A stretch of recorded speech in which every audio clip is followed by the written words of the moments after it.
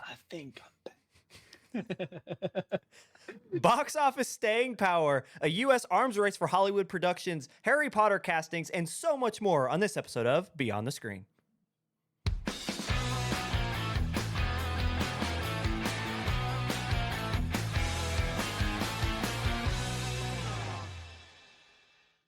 Hello, everybody, and welcome to Beyond the Screen. I'm your host, Ryan, and with me, as always, is Jake. Jake, how are you doing? How are you doing, Ryan? I'm fantastic. Finally, it's only 6 to 7 months later that I've been asked for the first time how I'm doing. And you know what? I'm going to take the spotlight. I'm going to run with this. Step aside, Jake. You can wait. I'll ask you how you're doing again. I'm going to, just go ahead. I'll take the stage here. Go, Emily, if you want to just full stage me real quick, I'm going to take the stage here and I'm going to tell the audience how I'm doing. So, thank you. I got to spend a fantastic weekend with my family. Not only did we have a great time and we watched a bunch of TV, because if you can imagine, my family loves film and television as almost as much as I do. But Doctor Who just had its. I'm a big Doctor Who fan. I think to call myself a Whovian is kind of silly, so you'll never hear me state it outside of what I just said. But got to watch the newest episode of Doctor Who, got to get fully caught up, and it is crazy what's going on. I don't want to spoil it for anybody, but there's some returns, there's some new faces coming back or kind of sticking around. A lot of stuff, and the internet is like, oh! And so, I am having a great time, and I'm excited. I'm all caught up with The Last of Us, so I know everything that's going on there. That was a letdown. And just having a great time. So, Jake, I guess I can welcome you back. Yeah. Okay. And so now, Jake, the floor is yours. So this past weekend, I basically was a hermit. I only went out to go shopping, like grocery shopping. And I came back and I chilled. And I spent. So I'm moving right eventually here in the next month, and I have had a Studio Ghibli My Neighbor Totoro puzzle, 1,000 piece, strewn out across my kitchen table for the past probably 3 months plus. Um, Exciting. and so I spent probably 5+ hours like doing my best to try to find it, because it's not an easy puzzle. There's a lot of dark pieces. It's like a whole tree. And so you're like building a tree, dark pieces of wood and like little tiny leaves. Like it's a toughie. It's a toughie. I'm probably 40% done with it. And I had to invest that much time on my weekend just to get that far. I'm holding the box lid in every piece. I'm like, okay, this is the color that matches this section. Yeah. Where are these leaves? Yeah. We sound It's really old. oh. Yeah, I Well, watched Doctor Who and spent time with my family, and I'm doing my neighborhood Totoro jigsaw puzzle. puzzle. Yeah. Yeah. Yeah. Woo. I own a motorcycle. It's every week with this guy. It's every episode. It's every week with this guy. Oh, motorcycle. How's that I'm going? cool. I'm still cool. How's that going? The carburetor is taken off, if those who are listening know what a carburetor is. And it's sitting on my counter right now. I gotta put it into like one of those electrolysis baths to you hook it up to like a battery, and it I don't know if it vibrates it or it electrolyzes the metal, and it shakes all the rust off basically. Yeah.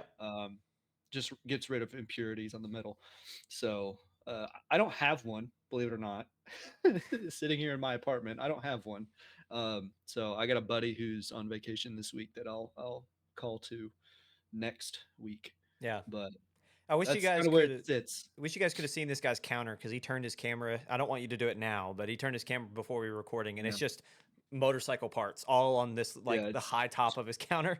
churn out. And Jake, I want you to know, Jake, I had when you started going on about how cool you were about motorcycle and started going into your carburetor, I wanted to go, don't care, and like hop in, but I That's do so care. mean. I do care about, no, you're a Well, cool guy, and I care very much so about your motorcycleness if we're going to hear about it every single week. Well, maybe next episode I'll find a movie or two that feature like that motorcycle, so I can at least Jake tie comes it back. Jake comes back next week. He's like, I watched Akira, and it's like, I've seen it, Kira, and it's not that one.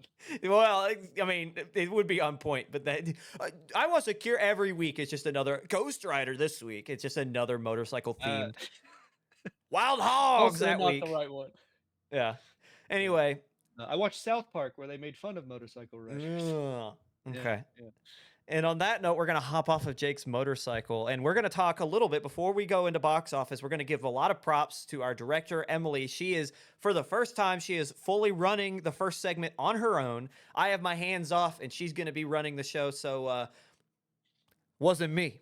If you catch something. But in all seriousness, congrats, Emily. We're very happy, and she's doing great work. She built a bunch of the graphics that we have. Jake, you're like our resident graphic designer, and so you've made everything look so good. And Emily just conceptualizing everything. She's brilliant. I'm just the guy typing out the script and being like, yeah, sure, looks great.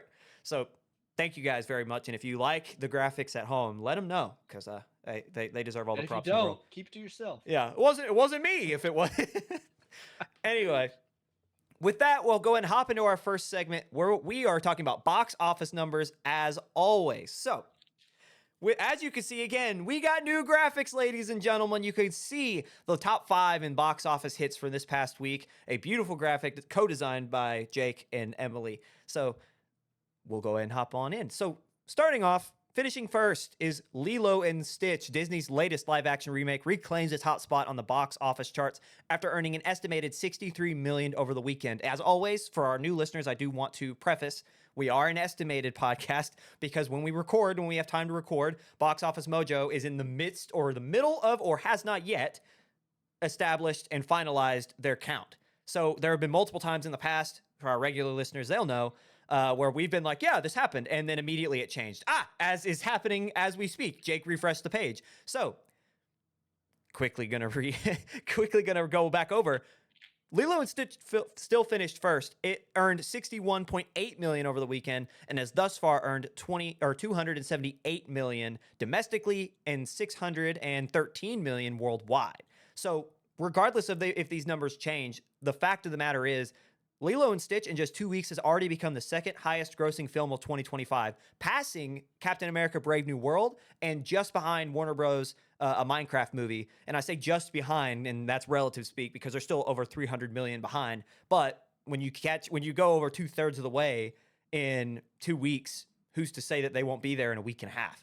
So looks like Lilo and Stitch has a great shot at surpassing Warner Brothers and a Minecraft movie to become the highest grossing film of 2025 thus far as we kind of close in on the halfway point on the year, which is crazy. Finishing second was Mission Impossible: The Final Reckoning. So Paramount's final installment, question mark. We talked last week about if the 8th installment with the 62-year-old Tom Cruise, I think he'll be 63 later this year, if this will be the last one. It seems like it, but who knows, because the money is there. As we talked about last week, this film earned the most of any opening in the franchise in its eighth installment. So it earned this past weekend, in the second weekend in theaters, $27.2 million domestically and over 76. Well, that number's about to change. I don't know if that's right. That's very low. Well, I can tell you what I see. That's internationally. That number. That's entirely. So the 76 number is what it made internationally just this past weekend. Oh, sorry. No, you're good. So overall, the film has earned $231 million internationally. So when you add in what it's made entirely domestically and internationally, it has earned a hefty 300. Or sorry, go ahead. So 225 this past from the Chinese market. Yes. Yeah. Sorry, as things are changing, I'm going to have to go back and redo everything and restate everything because it could be confusing. So long story short. There you go. Got you. Thank you. The film has earned $353 million globally. Yep. 231 of that coming from international theaters, with opening in the Chinese market this past weekend, giving it $25 million. So that's a crazy feat for a film in its 8th installment. So continuing down the line, this is a interesting and a decent start for this type of film. You want to give it all the credit in the world. However, and I don't know if this includes marketing. I would assume it would, because this would be an astronomical number for it not to include marketing. The film cost $400 million to make. That's rough. Yeah. It probably doesn't include it. I don't know. The only number I saw from, so we sourced this from Variety and Box Office Mojo, and according to Variety, the only number they put was 400, and that's just talking about its price tag. So I don't know if that's including market price or marketing price. That usually is, but I'm not going to say so because it doesn't specify. But yeah, that 2 weeks it's made 353 million, 122 million domestically. Still not hit its $400 million mark. Paramount and Skydance, man, $400 million. Continuing, finishing third is Sony Pictures' action sequel Karate Kid Legends, earning an estimated 21 million domestically. So it added another 26 million internationally, and thus far opened to a very nice 47 million worldwide. I don't necessarily have its production costs, but that for any film, especially for something like Karate Kid that has like had its time in the 80s, maybe even late 70s, fallen out of the spotlight, comes back with Cobra Kai, which this is the next installment in the storyline post Cobra Kai. For it to open 47 million worldwide is a pretty good feat for them. So the IMDb synopsis of this film is, quote, after Kung Fu prodigy Li Fong relocates to New York City, he attracts unwanted attention from a local karate champion and embarks on a journey to enter the ultimate karate competition with the help of Mr. Han, who is Jackie Chan from the 2010 remake, and Daniel LaRusso, who is Ralph Macchio, who is the original Karate Kid. So very interesting. It makes me want to, like, I'm not really like deep in the lore of Karate Kid, but the fact that you have two of the leads from the original and the reboot leading the next installment, that's interesting to me. Because the thing is that the 2010 Jackie Chan led with it was Will Smith's son, Jaden. Yes, thank you. Those two led in the 2010 remake. That one. But the thing is, that was the one I know. That is an exact replica, essentially, of the one that Ralph Macchio's in. Yeah. So it's interesting that they're in the same universe. They don't really do that a lot. So that I found that very, very fascinating. And again, this is the next step after Cobra Kai. So it went, if according to the way that they're telling this story, it went the original, it went the one with Jackie Chan and Smith in 10, Cobra Kai, and now we are at Legends. So go out and see this and tell me if you guys like it, because it seems interesting.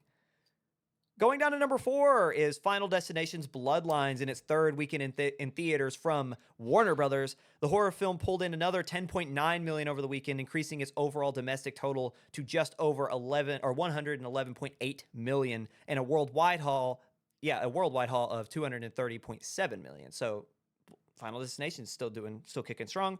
And this one's one that I really want to talk a lot about because I've seen this everywhere. And I am more of the demographic, Jake, so you might not have seen this.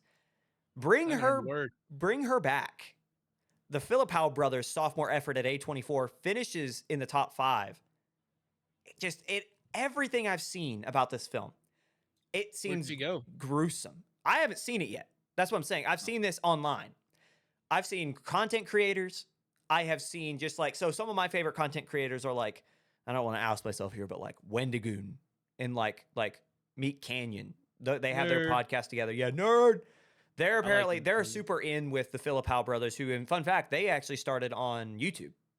So they're all very buddy-buddy, and they've talked a lot about it, like at length about the show, about the film, I should say. And I've seen other creators who have gone and seen it, and there are 2 scenes that I have heard in the film. One contains like a melon, and the other is with teeth. And the teeth one made someone gag, like physically gag in theaters.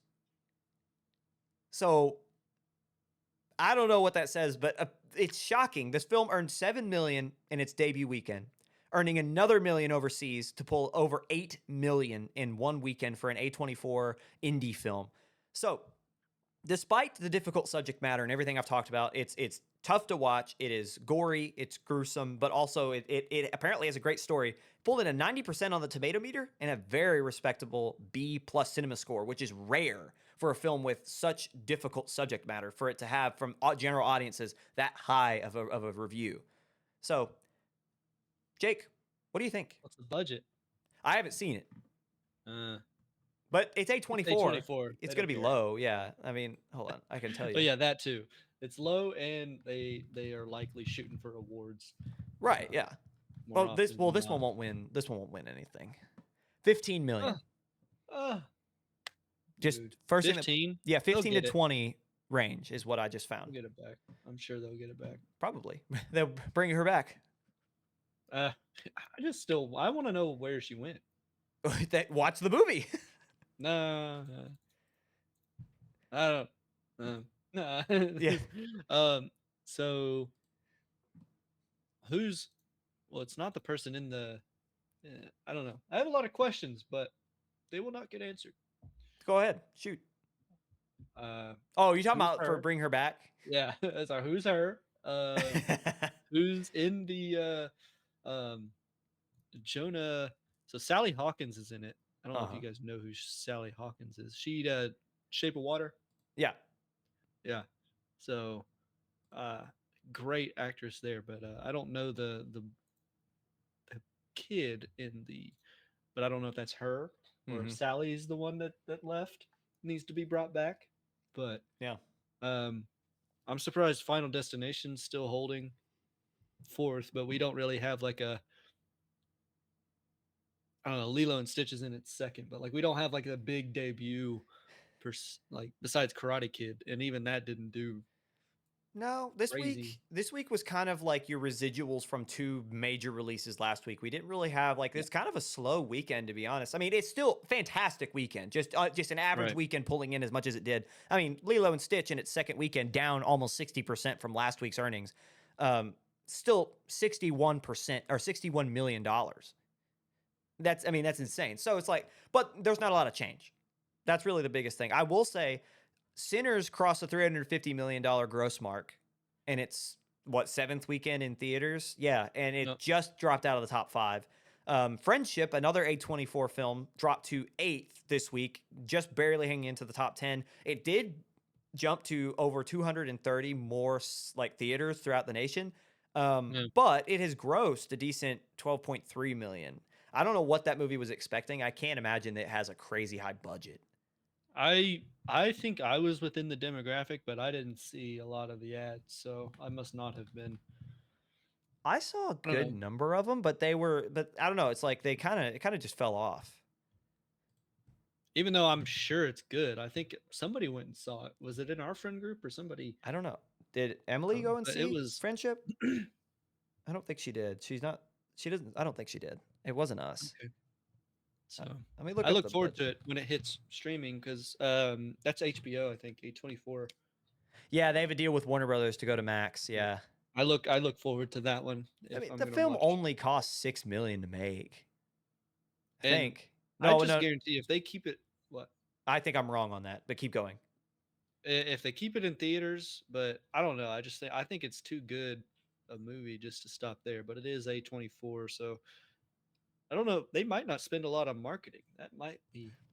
How they cut costs and thing I don't is know. it's Paul Rudd and it's Tim Robinson. I know you love Tim Robinson. We've been Yeah. over for those of you who are new here, we were on a set together and I had the headset on and Jake was running audio for my camera.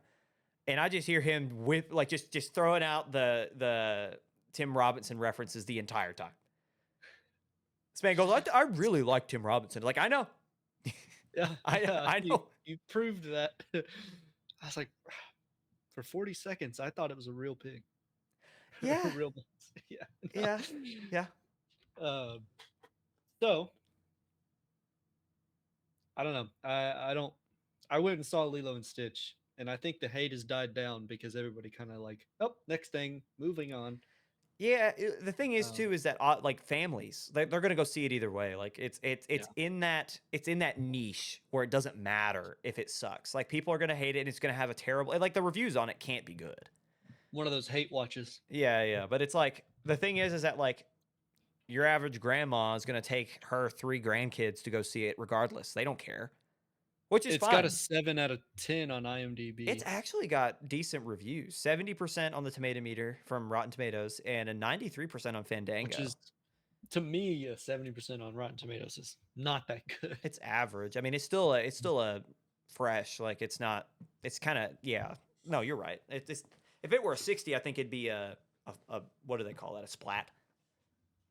But Is either that way, where the mark is? Is it 60? I think so. I think 60 and under. I think they grade it like schools grade papers. Okay. You know what I mean? Like 65 Uh, is barely passing kind of thing. so the original got 86% on tomato meter and a 78% on popcorn meter. That yeah. And I would say that like that would probably, if I were just looking at numbers, I was like, okay, that's probably a pretty good movie. There are times that I might not agree with the tomato meter, but generally it captures my understanding of it. And I know that's crazy to say because sometimes I'll knock them and I don't necessarily understand how in the world they got to a number. But Right. like Mickey 17, I'm looking at here is 77%. And that's kind of how I felt about it. I was like, it wasn't like up there, but Yeah. like it also wasn't horrible. Like I enjoyed Yeah. watching Mickey 17.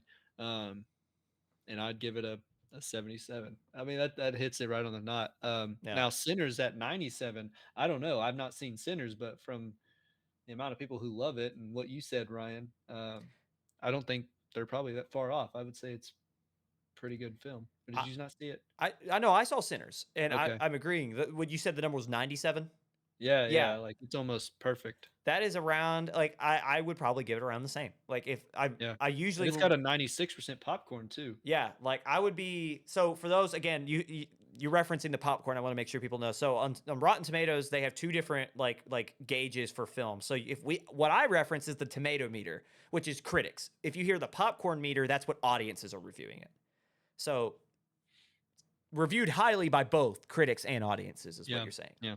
Like they've got even like a new graphic here for the popcorn meter. It's like verified hot. Yeah, Rotten Tomatoes, like 96%. This is like crazy high for people are both. going to see this movie and they are talking highly of it. Is Yeah. what that means. So, and we're a little late. I mean, Sinners has been out for a while now, but that's just one I saw on the Rotten Tomatoes website, and it was, I don't know, like, I believe them. I believe those. Now, there are seldom few times that they're like, come on, guys, that was not rotten.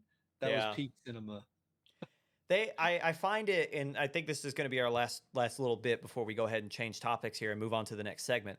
But what I will say is I find it a lot that the movies that are meant to just be fun, Rotten Tomatoes will miss. So like, Yeah. and I'm not going to be able to shoot any off the top of my head. Oh well, you know what? I can. Venom, the Tom Hardy films, they're fun. Like they're not meant to be like quality cinema. Like they're not as intricate and as just like as wound of a story as the original MCU, right? Yeah. It's just meant to be Tom Hardy playing, his extroverted and introverted versions of himself, and that's it. Like it's meant to be fun. It's meant to be action packed. It's not meant to be super deep. And the critics for films like that, they usually absolutely trash on it. But Uh, they're not made for critics at that point. Like they're made to make money, and that you can argue that for any film, but like or almost any film, like we talked about before. A24 cares very deeply what yeah. critics will say.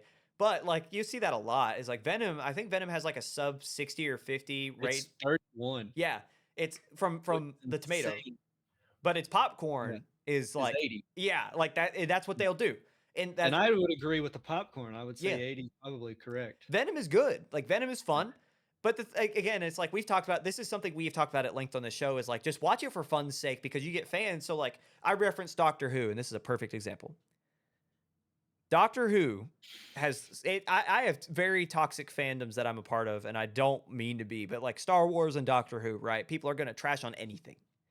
Anytime anything's made ever, they're gonna absolutely hate it, and it's the same thing every single time. And so it's like when like that's a lot of the reason why like I want to bring that to the table here, make sure that like, and this is a perfect example of like Venom be by critics, by professional movie watchers are like this is terrible, but audiences who are paying to go see it are like we love this. So it's like sometimes you have to sit back and just enjoy and just be like this is fun. Like this isn't meant to make me cry. It's not meant to make me feel like the deepest in question or deepest emotions and question my life choices. This is meant for me to just relax, be in this world, and just have fun. And sometimes it's okay to do that. And so I feel like that's a prime example. And the point of what we're going over here is that there are a lot of films that we talk about their ratings, and Bring Her Back seems to have a unified front, which is a great sign for any film. Hmm. So, Yep. coming up after the break, we have a potential lead for the Elden Ring adaptation, Google launches AI on screen, and more. Coming right up.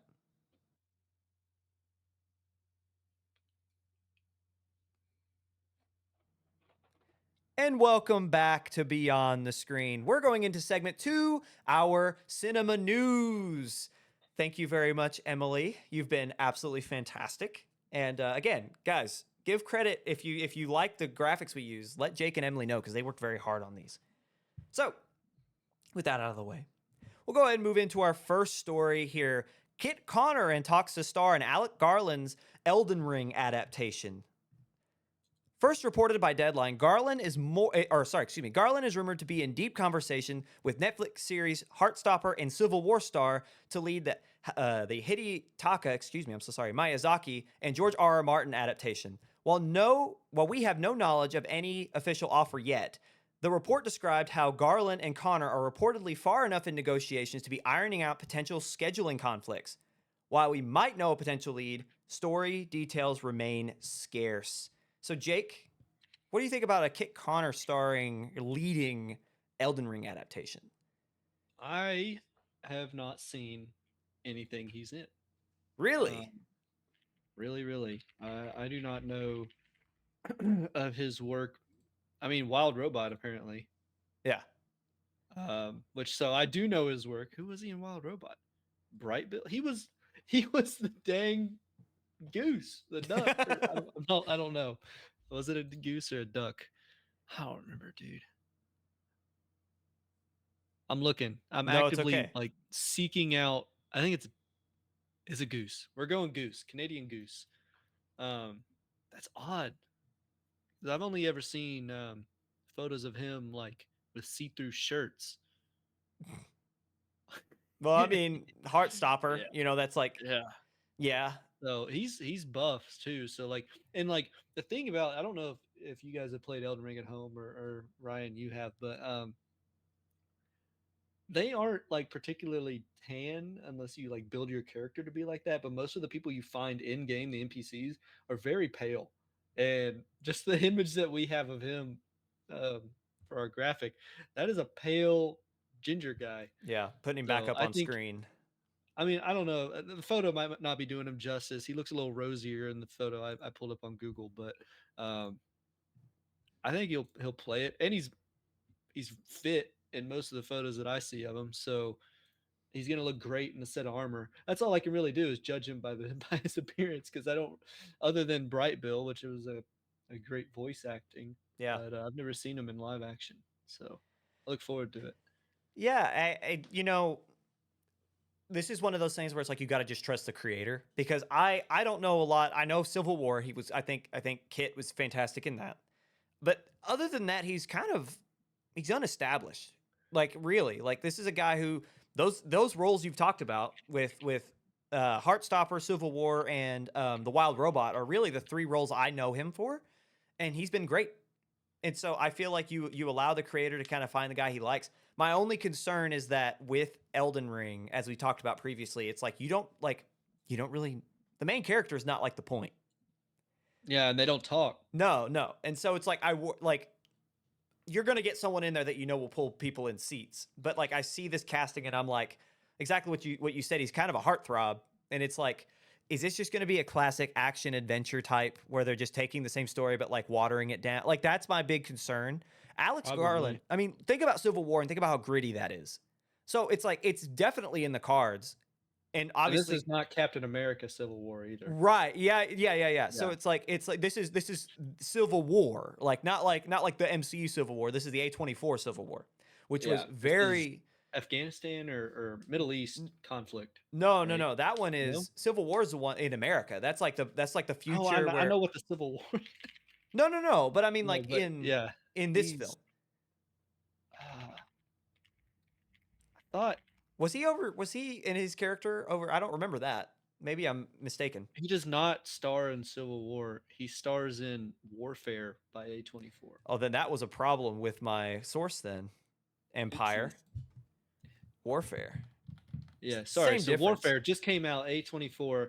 People are saying that it captures what it was like Middle Eastern war. Yeah. And he was a star. I don't know if he was the star, but he was one of the main um, military action mans uh, in it, and he looks Hmm. awesome. I mean, he looks very cool, military, looking fella. Yeah, sorry, that's why Civil War had like caught me off guard. No, Um, they now say warfare. I did not just pull that out of nowhere. I pulled that from the source. So I wonder what that's okay. about. But okay. Empire. Anyway, but so yeah, I that film was great. It's likely due to his acting because he was one of the stars. A Yeah. lot of people say it sold it. They believed it through and through. If you are into war movies, Warfare is one for the books. I hear just from like Ryan and I have a buddy who went and saw it, and he's not even big on the war movies. He's like, this was crazy. Yeah. So for Very someone not real. big into war movies, saying it's crazy is likely it'll knock your socks off if you're not big on war movies. So, but yeah, I don't know how because Elden Ring is like what you said with like Star Wars and Yeah. the Who is like or not the Who, Doctor Who. Um, uh, it's it's one of those ones that if you get it wrong, I mean, you've got a whole fan base, right? Yeah. And these guys are the same guys who like Star Wars. These are the same guys who probably like Doctor Who, you know? So They're gonna there's hate it gonna either way. I mean, like they're yeah, good. because I mean, There's gonna be that crowd. yeah, you've got all the Souls video game Dark Souls players, and then um, Elden Ring, I mean, has extensive lore. They just came out with like the new DLC, so that's even deeper. And what you had said with like watering down, there's so many different bosses that you have to defeat to like finish even one of the storylines, and then you have to make like four different choices that affect it. Yeah. Um, so how are you going to tell a story in a movie like that besides watering down every boss fight? Yeah. Or it's one boss fight. So I don't know. Yeah. Like you lead up to the big one or something. I'm concerned. That's all I'll say Yeah, is there's I mean, I don't feel like I was as worried until after this news. And I don't know if it's because like when I you was go ahead. the same amount of worry. I obviously like we talked about it last week, so it's like but I felt like I was more confident in Alex Garland when I imagined the character, the lead as what it is in the game. But now that you have someone like Kit Connor who's yeah, but the thing is you can do stuff like this because think about the Mandalorian. Like you didn't see Pedro Pascal until like the end of the first Right. season, and it worked. So it's like Maybe it's that. I would hope that would Mm. be very now that we've seen him like he's like it's like once every third episode like his face is revealed again because he's Pedro Pascal. But like I would like to see something similar, and I know like you know you can have him speak as like I know in the game he doesn't necessarily speak, but he can have a character in the film. But I just don't. It needs to be that grittiness. It needs to be that unknown. It needs to. So yeah, I now that I've seen it, while I think again like in Warfare, I think Kit is fantastic, but we'll see.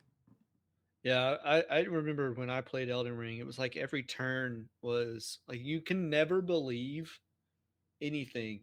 Like it's almost always the opposite of what you think it's going to be. Yeah, Even if you think it's going to be that and then think it's going to be the opposite, it's actually the first thing, yeah, and that's just the game playing the tricks on you.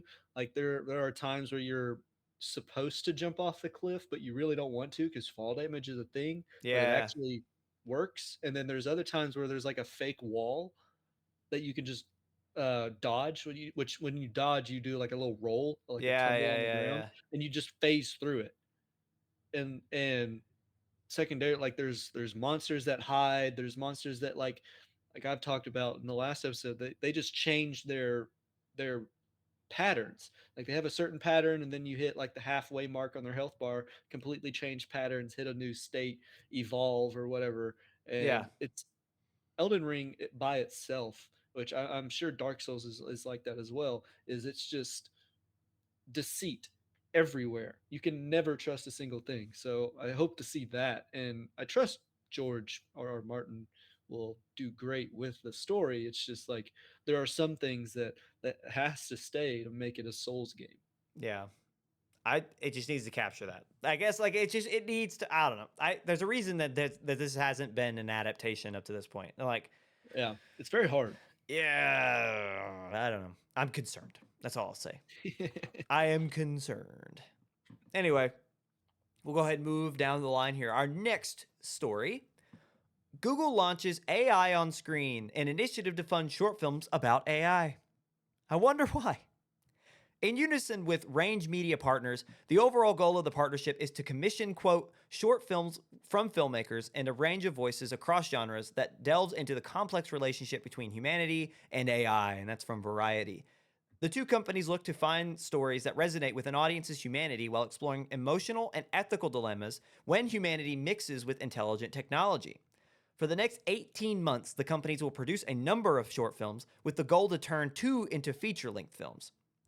So, according to Senior Director of Technology and Society at Google and Head of Envisioning Studio, Mira Lane, and I'm going to pop this up so you guys can see it too. Quote, AI on Screen represents a significant step in Google's ongoing commitment to support creative expression and explore the possibilities of technology through the power of storytelling.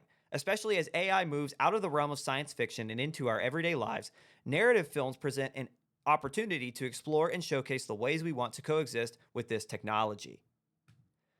The first two films are called Sweetwater, written by Sean Douglas, and Lucid, written and directed by Sammy Cohen. Is it sweet or sweat? Good question. Sweet. It's sweet It is water. sweet. Sorry, in the script here, I'm looking at it, Thank God I read it the way it was. There you go, sweaty. Sweetwater. Yeah. So anyway, sorry. Do you have anything else to say on that, Ryan? Before I think it's say ironic that that Google drops this one of the partnership. best. Yeah. Sorry. Go ahead. No, go ahead. One of the best video AI creation tools we've seen yet. Yeah. On top of this, I mean, it's like obviously that was planned, but it's like back to yeah. back. It's like, oh yeah, and we have this initiative to make you feel Yeah. better about AI. Here, look at this. Let's make a bunch of movies. Yeah. What if you guys thought it was okay? It's like, Oh, everybody's like so worried. Like everything I see online right now about Google, and it's called VEO 3 2 VEO I don't 3 remember exactly. It's something very specific. 3 VEO 3, a AI video generator, and this isn't like back in 2023 when Will Smith was eating spaghetti and you couldn't really tell it was Will Smith and the spaghetti was everywhere and his hands look weird. No, this is like people are getting their hands on this and using it for memes like Bigfoot in the woods vlogging. And it's just genuinely, and he looks like just like a big gorilla walking around the woods, kind of like some of them have selfie sticks, so you see like their hand, a little stick, and Yeah. it looks kind of animated, but like animation trying to be real. Yeah. And it's big. It's like Bigfoot, the character, walking around the woods, like eating berries or whatever, and doing like a survivalist vlog. It's kind of like how not Bear Grylls, but like a survival vlogger would be in the woods, like gathering berries or hunting or pitching a tent or anything like that. And it's just like it's crazy Yeah. because it's almost there, and all the talks online are like, man, our grandparents are getting scammed now. Can you imagine? Can you imagine? Can you imagine us in 40 years? Yeah. Rude, because we can. I mean, I can tell. There are other people who swear up and down they can't tell the difference, but I'm chronically online. Sometimes videos that are real look AI to me, so I'm just on the skeptical side. Yeah. Uh, but it it worries me that it took 2-ish years to get from like spaghetti mess Will Smith to now somewhat real Bigfoot vlogging. And I use those as examples. There are others that are, if you just look up Veo 3 Yeah. examples, you'll find some videos that like there was one of like a sea captain out at sea on a boat or something, and Uh-huh. it's a medium or medium close shot of just shoulders up and the waves behind him, and it's so close, it's so like right there. It's so funny because that was one of the things I was gonna. That exact scene is the only when I saw that because the face and the human look so real, But it's like if you Yeah. look at the water, it just slightly moves unnaturally. Like it's just ever so slightly. So you saying that is exactly where I was going. It's like the pirate was really what stuck out to me because I was like, that is almost that's too close. I wish I had grabbed a clip of it to show you guys at home, but, like, the way that I actually noticed was in the beard. The Really? beard didn't look real to me. Yeah. His hair did, his face did, and I think he had pores, which was a huge detail, prior to this year, was you could tell they were too shiny, they were too smooth, Yeah. like they were caked with makeup, like anything AI generated image Yeah, or yeah, video yeah. was very smooth, no pores. Now, I mean, I've even generated an image of like, uh, LeBron James, and, like, I zoom in on it, and there's, like, he's got freckles and he's got pores, and it's like, good lord, Yeah. you know. And I got actually, for a little story time, I was like, can you generate LeBron James wearing this specific hat? And it said, no, I can't create an image of anybody who, or LeBron James, for, because I don't know, rules, whatever, ChatGPT rules. And it said, would you like me to generate someone else, or someone with their likeness? And I was like, yeah, sure, go ahead. And then it just spit out straight up LeBron James. Like, no, it's not just likeness. It's not just, but yeah, it was crazy. Yeah. And Ryan seems to be frozen for me, but now I'm he's here. back. Okay. Okay. But yeah, so it was crazy. And then I did Donald Trump, which looked a little worse, but uh it still worked. Well, there's so That was many what's caricatures of crazy. that man. I bet it Yeah. confused it. Yeah. But I go look it up, guys. If you've not heard of this, be weary. But this is the future, inevitably, unfortunately. All the other words that I can come up with to Yeah. describe this as frightening, um, because yes, you're going to be able to make movies, and we'll see what they churn out in 18 months. I doubt it's going to be that good. I think they're jumping the gun probably a year or two too early to actually have good looking feature length films. Hmm. Um, However, I'm not privy to the generators they have access to. I'm like, this is Veo 3 and ChatGPT and OpenAI, like these are consumer based. Yeah. Whereas like you got like I say this, I don't know if military has it, but like military grade, and then you've got like professional grade, or and then consumer grade, and then there's somewhere in between where there's like Hollywood level, because Yeah. Ryan and I are not going to be able to afford like an RE cinema that's shooting in No. 32K, like hundreds of thousands of dollars for a single camera without a body or any lenses. Yeah. And like this is what I'm talking about, is like if they have cameras like that's not obtainable for us, whereas we're shooting for like a few $1,000s or a $20 chat GPT subscription. Can you imagine the AI they might have access to? Yeah. That's infinitely better than even Veo 3, because they're so close to ground level of, I mean, Veo 4 or 5. I don't know. Like, Yeah. there are likely AIs much more powerful out there. So I don't know. I think with Veo 3, I can still tell. And that's why I don't have high hopes if that's what they plan to use, because this is Google saying it. Um, but like I said, Google might have 4 or 5 already in beta or alpha. Um, and who knows what films might look like in a year using AI. And then it also brings up the discussion that we have with the Oscars. Yeah. How is that going to look, right? We're going to have like an AI Oscars. They're probably just going to say, nope, you're going to have your own awards ceremony. We might already, there's already like festivals, AI film festivals. I've seen, they're Mm, tiny, but I've seen like stories about them. And the other thing is too, is that like there has to be a tool that allows us to like drop an MP4 in and it pops out whether or not it was used by AI. That has to be a thing that's on the horizon too, because this is just, yeah. I mean, Veo, it's insane.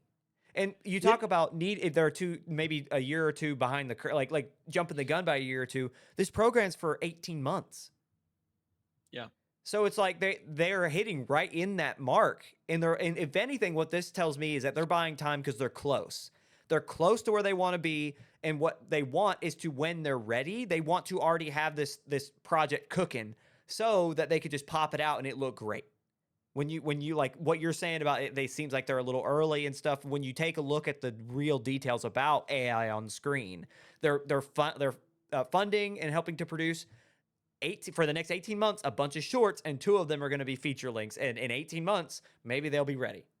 Let me see a few that like when the shorts come out, I'll be able to make a better guess. Because I mean these guys are crazy professionals. Like we might say it's like, oh yeah, we do some video work, we're professionals, but like Hollywood level, I would assume that they could probably make it believable much better than I could. Yeah. But let me see these short films and I'll let you know whether or not they're there. Just but judging by Veo 3 what it is right now, it's enough to trick your grandparents. No, for And that's sure. what I want to warn everybody about is like just make sure that when because Facebook, Instagram, like this is me being paranoid. This is why I don't use a lot of like social media.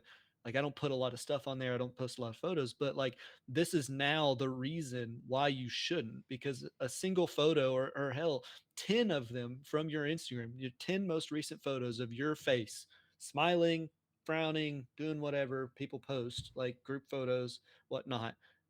Plug that into a prompt and say, make this person in handcuffs in a dingy room crying, and then we're going to take that video, send it to your grandma and ask for ransom. Yeah. But And mhm. there it is, right? So it may be like there might be telltale signs now, but a year from now or 2 years from now, scammers get their hands on this. People like it's not even just scammers, like this is a big deal internationally, nationally, globally. This is going to be insane. Politics, Yeah. everything's going to be affected by this because you can make a video of Trump doing anything you want him to do now. This is going to replace CGI. Yeah.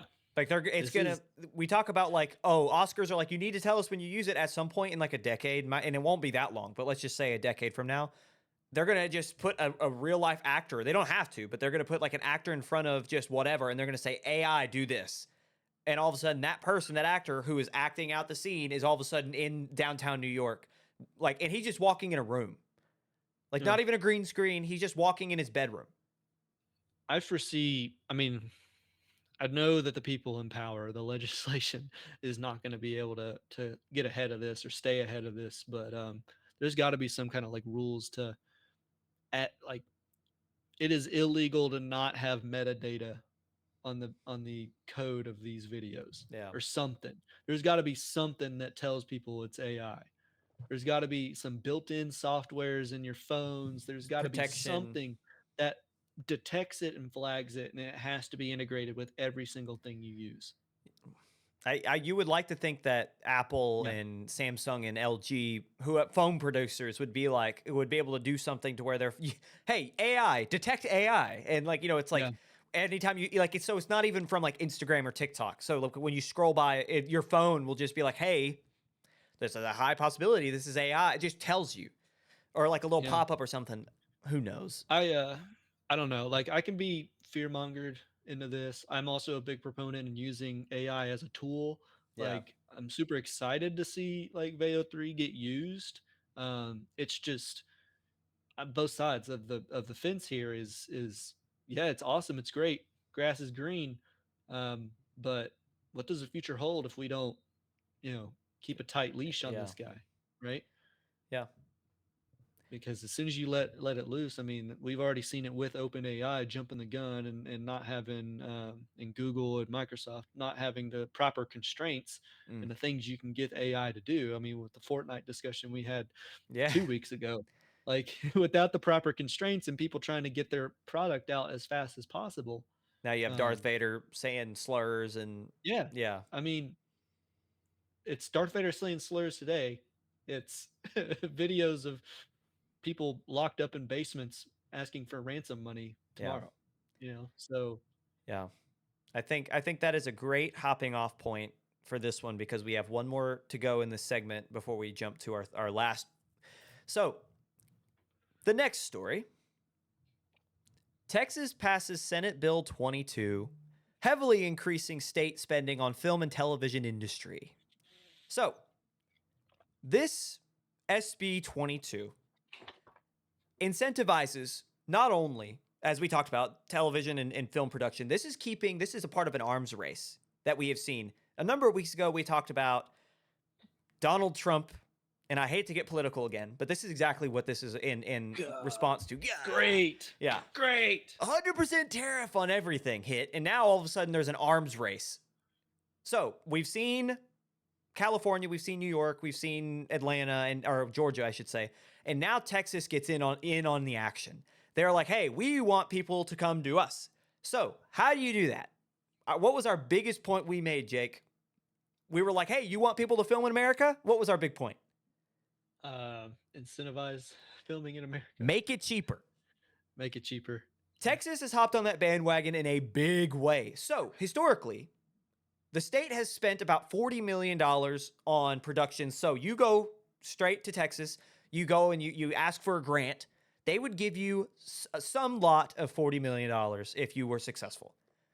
That has now jumped to $300 million every 2 years. So on average, they're going to be giving out $150 million a year through 2035. This is now passed. This is going to happen. They're going to be spending $1.5 billion on film in the next decade.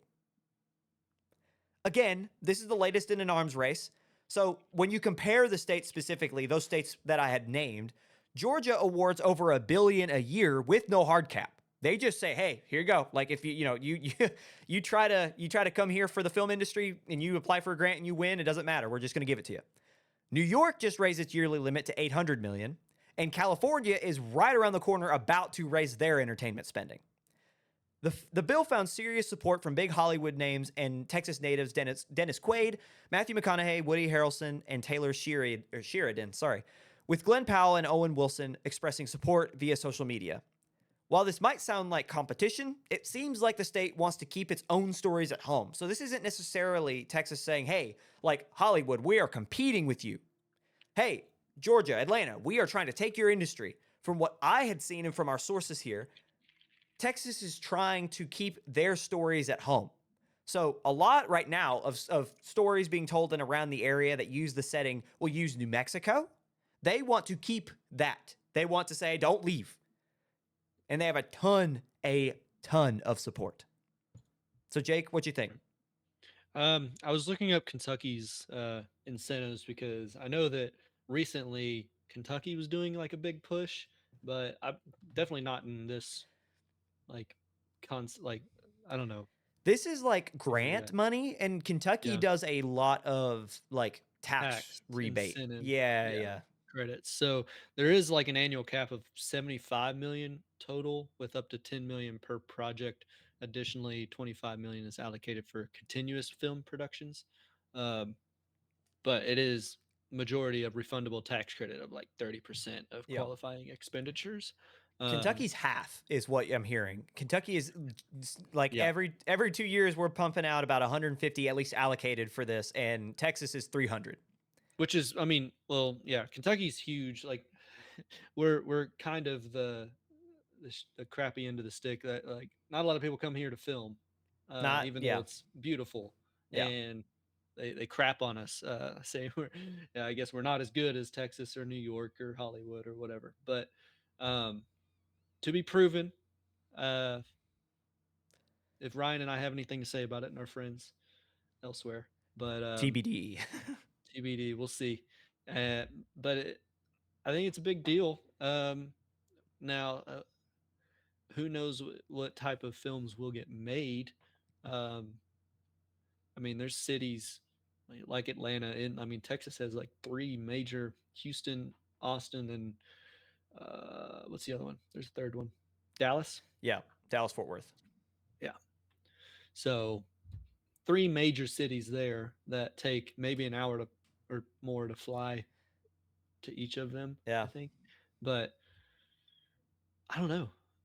Texas is a massive state, and is it going to pull away from Arizona? Are we going to see Arizona try to keep their people? I feel like it's one of those states too. It's like because it's so massive, it has such a large economy. Like that's why like California at one time could monopolize because it had such a massive variety and like just I think of like biome. Like you could go across the state, you could find like deserts, you could find like cityscapes, you could find like forest, like, and that's a lot of Yeah. what Kentucky is trying to do too. Is like Kentucky, you can find the dry spots. There's a lot of forest. There's, you go to certain parts of Lexington and almost all of Louisville, and it's entire cityscapes. And that's like a big pull. But I think Texas can do that to an extent. I think that they have. Now, I'm not super familiar with all of the state of Texas and their landscape. So anybody, any viewers, listeners from Texas, let us know. But I feel like, I don't know. I feel like they might not have as much variation, right? Like I don't know. Like, is Texas known for its like forest?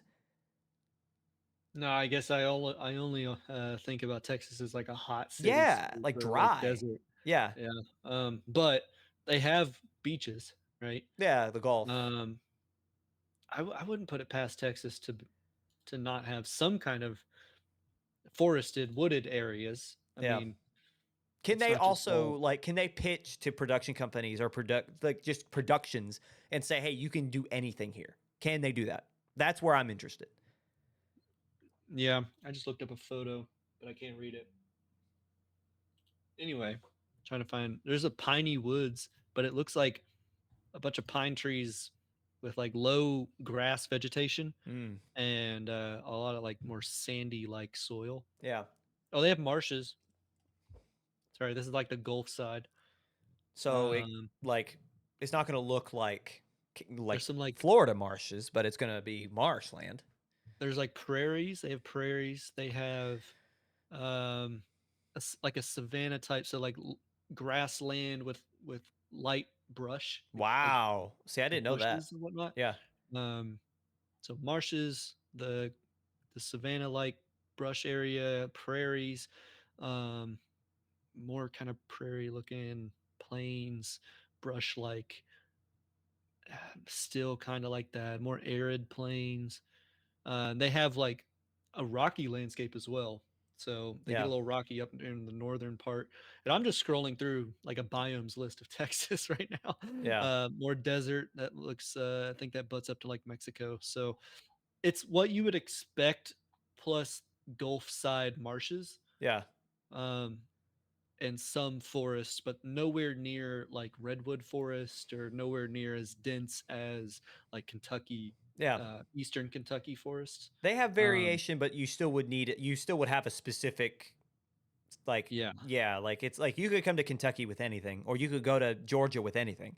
like But I wouldn't go to Kentucky for probably the plains and grasslands like what Texas would have. valid, yeah. Even Yeah. though we Fair. have like rolling hill grass, like bluegrass It's lands, this whoa, is like yeah. this is like flat. This is like your what do you describe it, like wheat looking grass, like it's very thin and Yellow sharp kind of, yeah. and yellow and like there's tumbleweeds basically are Yeah. floating around, and there's like bushes that are maybe 10 feet tall, and that's the tallest thing you see. Yeah. Like, Kentucky's it's not going just to have brush, that. it's Yeah. just like light brush. No, this, like, we'll have rolling fields, we'll have thick trees, but Texas seems to have a lot more than just desert. Like Yeah.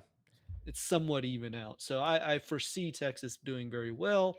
Um, I wish KY could see a little bit of it, but granted, they have more money, right? Oh, of Texas. course. Yeah. I mean, it's again, I think Texas is the biggest state. Like They it, wanted to secede one time, probably still do. anyway, all right. I think that is going to be where we end segment 2 and get off of the politics. So, coming up after the break, we have official Harry Potter castings, new tech for Danny Boyle's 28 years later, and more. We'll see you in a sec.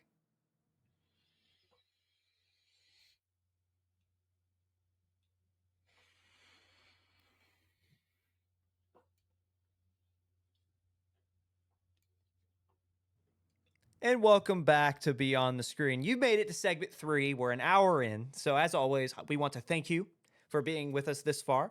We've got one more segment. We're trying to power through things a little bit quicker, and I think we've been very successful thus far in our show. Um, one more segment. We have trailers.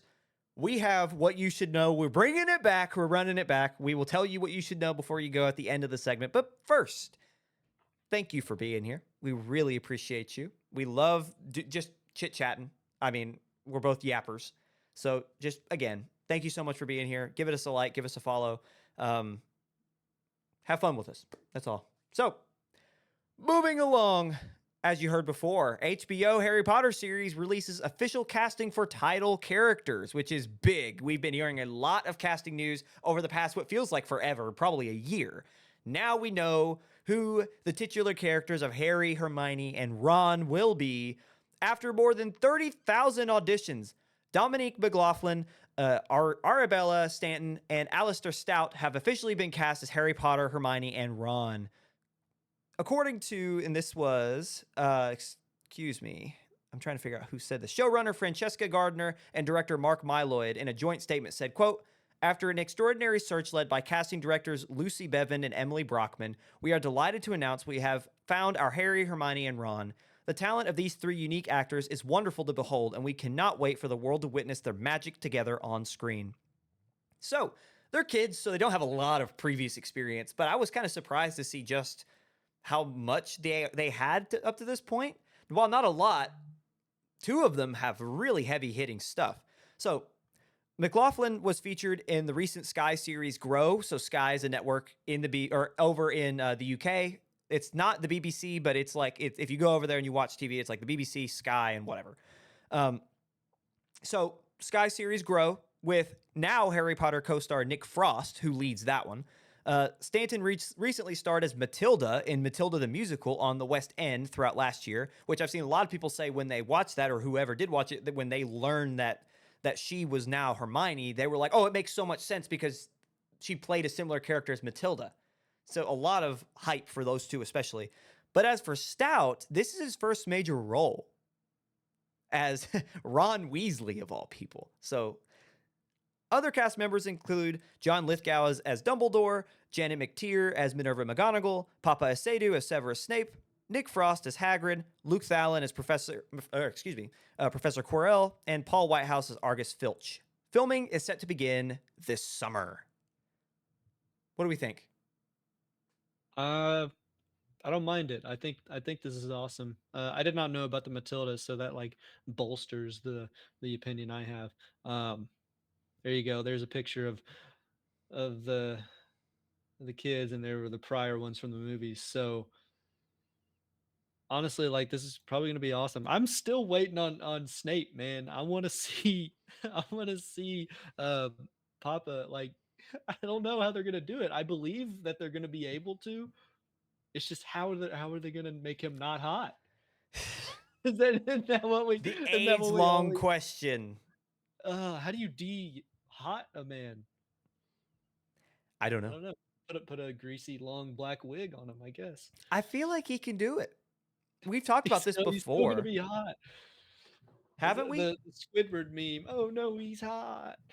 Oh no, he's hot. Yeah. Yeah, perfect.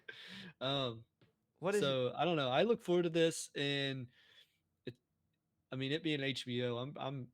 If I find the time, if I'm sitting around not doing a dang thing when this comes out, I'm probably gonna be watching it. HBO is one of those things that I just go to. Um, I know there's gonna be something on there. Like if I've got time and I sit down for dinner or something and I want to watch anything, something Yeah. besides like my regular shows, I'll just pop open HBO. They always got something like Brutalist, like the Brutalist.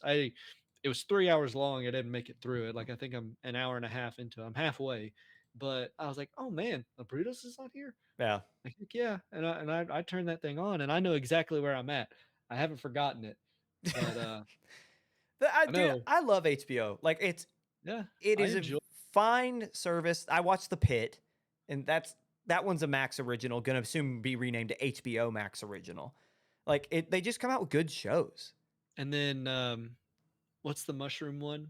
The animated that we both Oh, watched.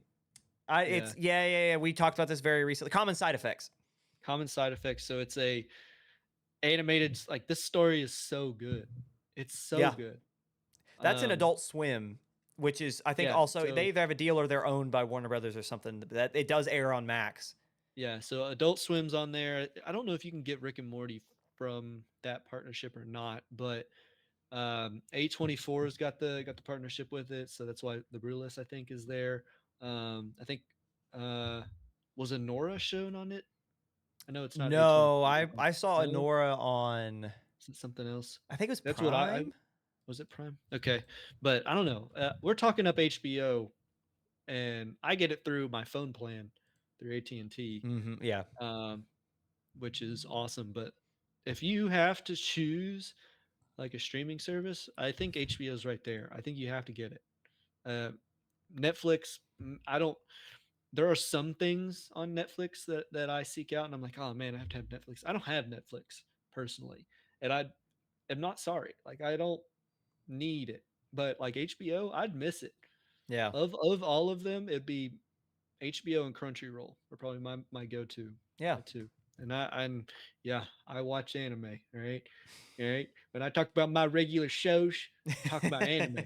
I'm talking about I just watched one Delicious in Dungeon, and it's just a bunch of like dungeon people, like dwarf, knight, like wizard, yeah, and they're like eating monsters, which is not a common thing. Like people don't do that. yeah, Um, and so and they're just battling through a dungeon. I don't know. It's very interesting to me. Very great story, but yeah, that's yeah. what I am into now. No, I'm right there with you with HBO. I find myself going to Netflix for very niche things. Netflix is going into the live television side. Like they got WWE to start the year. They're having not NBA, the NFL. They're showing some of the NFL games. Um, I And we'll just get into Netflix and all the trailers that they've got yeah, they got a ton of later. stuff. Yeah, I mean Ton they're of stuff gonna coming out. they have a ton of great movies. I mean, like it's and so I find myself obviously for that, but I don't really go to Netflix, but I'm always on Max. I feel like I'm always in that app, and it's just Yeah, HBO is just such a great source of quality TV. What I will say about Harry, and we're saying that specifically about Max and HBO Max, whatever, because we're excited about what this will be. And I was yeah, explaining to my family this past weekend because I was talking about this to them, and they were like, "Man, like I just don't." The movies were fine, and in my mind, the reason this is so exciting is because think about how many story arcs, how many characters were cut from the movies. right. So like that's like it's like there's so much 8 episodes, 8 hours of storytelling per book.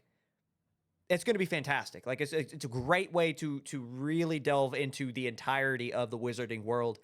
And so I'm excited for that end, and it's HBO, it's Max, and I completely trust them with all of the way they just again the Yeah, pit. But when you go back beyond the pit, you've got like and that's just the one I watched most recently, so it's just on my mind. But historically, Game of Thrones, like you've got The Sopranos, like that's all HBO, and it's the same people.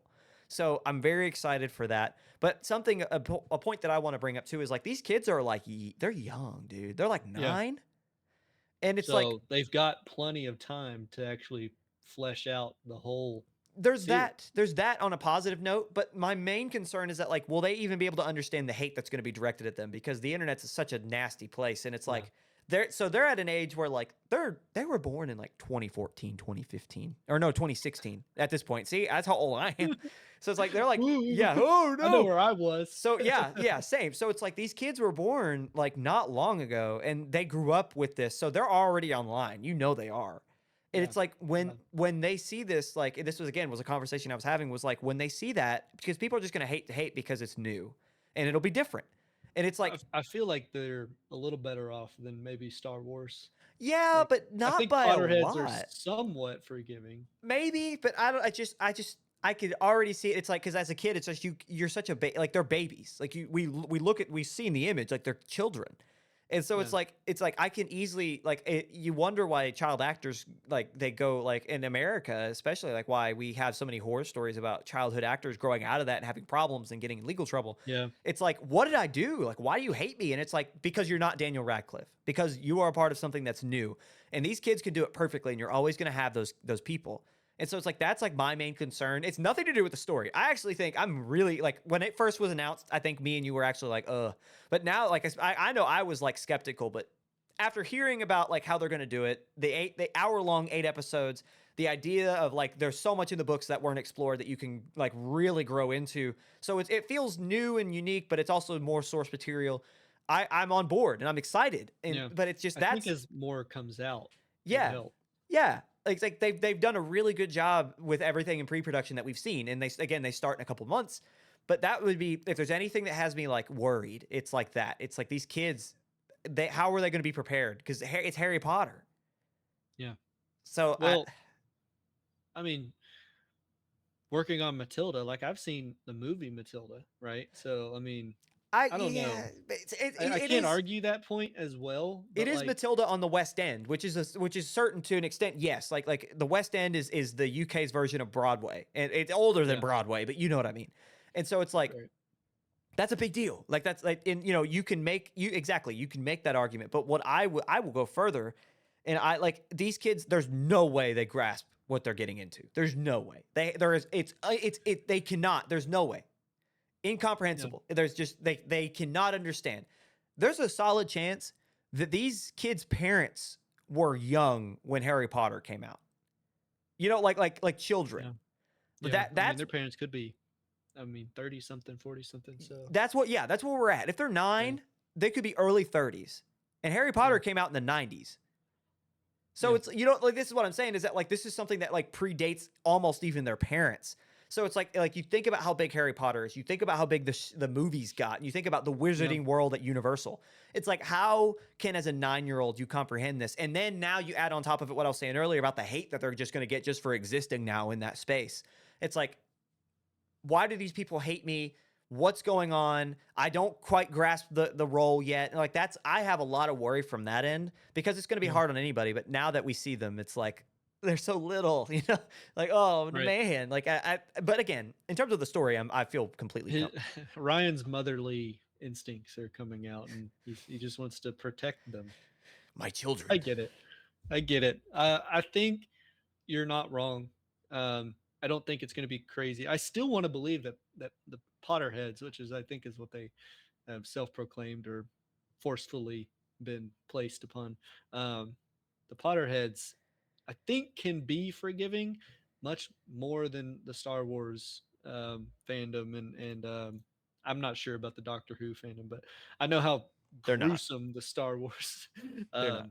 But I think it might also bridge the gap. I think a lot of Star Wars fans probably are Harry Potter fans, Yeah. but I think the distinct difference there is the books. Yeah. And yeah, you're going to have the guys who read the books um, and say it's never going to be the exact same because you can't. We all know liberties must be taken for film, whether it be a TV show or a movie. Film in general, liberties have to be taken. So the book guys are never going to be happy, but I think they're used to that. I Yeah. don't think they're gonna really gripe about things, even though these are going to be more niche stories not told in the movies. But I still think it's not going to be crazy bad as like maybe a Star Wars Yeah. adaptation. These kids, I guess. I don't know. Like if a Star Wars is 100, I think it's going to be like 70%. I'm not comparing Doctor Who to Star Wars because they don't compare, but what I will say is Doctor Who fans got up in arms about a decade ago because they didn't cast someone who was hot. They casted someone who was older. And they're like, "Oh, that's not the Doctor." And it's like this dude literally embodies the original character. Like I could go on. Yeah, I could go on. yeah, It's like these are like, "Ah!" It's like this right. is literally the Well, yeah. with the new casting, Oh, we're teetering that uh, line. You don't even know we what don't want to spoil you it don't for know what you're Emily. saying. Anyway, you don't even know. I Anyway, don't even know. I just saw it on my you know, TikTok, but and I you was like, don't "Oh, that's know. neat. That's neat." And then I kept scrolling, It's and I like, was gonna, I'll talk to Ryan yeah, about I that was about to later. say, you saw that. You said, Ryan don't know about that. And I do. Yeah. Yeah. So, Anyway, awesome. we'll go ahead and move on. Our next topic of discussion, we have a first look at the custom phone rig built for production in Danny Boyle's 28 years later. So, these custom built setups were made for the use of up to 20 phones at a time for certain shots throughout the film. I will show you guys this now. Look at this thing. That's insane. The thing looks heavy. There's 4 people holding that. That's insane. I'm going to take that away now so we can Is talk to that each other. Aaron Yes, Taylor that looked like Aaron Johnson? Taylor Johnson. Is that him? Okay. It looked like him anyway. That thing, Man, I don't know. Looks more like the Lord of the Rings guy. What's his maybe. name? No, I know it's not him, but like I think that's Aaron Taylor Johnson. But Aragorn. Yeah, it looks like Aragorn. oh no, he's old. Well, yeah, no. But anyway, the Looks like original film. So I love this because when I first heard it was shot on iPhone or just phones, I was like, like I know. So when we were getting concept footage, the what concept footage, when we were doing our film, um, we got that on my iPhone, and it looks yeah. great. Like And it, you can use Blackmagic's yeah, app as well, which is yes, what I've used before. And you can like Apple ProRes or Apple Log actually yeah, through that app as well and change aperture and looks great. zooms, like all of it. Yeah. So I don't doubt that you can do it. No, Right. it's just like, you're like iPhone, it's like I don't Yeah. where's your red cam, like you're like where Yeah. are they? But what I love about this is because like they didn't have to have a reason because the iPhone is so powerful now, especially when you have that set up, it doesn't matter. But the original film was shot on camcorders, which I'm sure that's like a normal fact that everyone else knows. I didn't know that. It has a very specific look. So like when I read that, I was like, oh, that makes a lot of sense. But like the original was shot on camcorders, and the idea for this installment was to create the modern version of that. So Which I mean that's there you go. That's how you do it. I yeah, mean, be real. no, yeah. So So when and speaking with IGN, I don't mean to cut you off there, Jake. no, you're good. Keep going. When speaking to IGN, director Danny Boyle states, quote, "We used a very widescreen format in this one. We thought we'd benefit from the unease that the film created about the speed and the velocity, the visceral aspect of the way the infected were depicted. If you're on a widescreen format, they could be anywhere. You have to keep scanning, looking around for them, really." So, what do we think, Jake? I don't disagree with them. Like I'm not zombies are actually one of my worst ones. Like I don't watch a lot of horror, but like I don't Oh, care for zombies. Um, so The Walking Dead never hit with me, especially because it came out like back when we were younger. I mean, I don't. When did Walking Dead come out? I mean, I felt like it was uh, early 2010s, yeah, so I had to be 2011 young. maybe. Yeah, Yeah, so 9 years old back when. Yeah, these Harry Potter kids, dude. I don't do zombies very well. But and this is kind of like it's not zombies, but they're kind of like zombies. I don't like the rage virus, but they're zombies. I'm gonna be honest with you. I like that quote, like the fact that keeping it wide and making you scan the whole time just creates that unease. That's a psychological thing of just like the way you shoot it makes the movie, yeah, and that's just one of those things. I love when that takes place. I love like simple camera techniques, simple techniques can make you feel that much different. Like hmm, just putting a Dutch angle on something yeah, makes you just squirm in your seat. Like we even do it at work where like you when you're walking, you walk counterclockwise because that's the way people read. yeah, But if you go the other way, it throws people off, and it's just a subconscious thing where they might not know they're being thrown off, but they don't know why that shot was weird.